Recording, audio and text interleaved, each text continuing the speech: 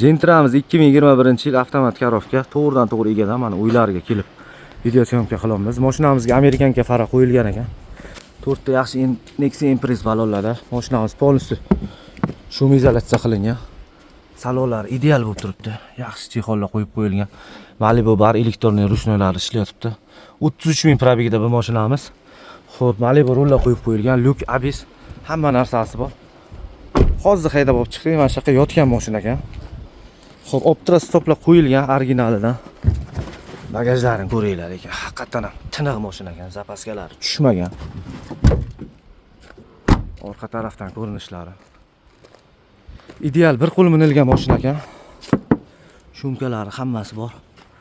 Balonlar 4 ta loy ham yangi turibdi. Bu mashinamiz 155 million so'm. Mana shu oldin kapoti kraska bo'lgan, ichlari bus-butun, ustuni o'zi sepilgan faqat.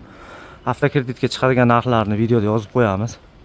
Egalari o'zi gaplashavering narx-navolarni dedilar. Oxirgi narxi 155 million so'm. Murojaat uchun nomer qoldiramiz.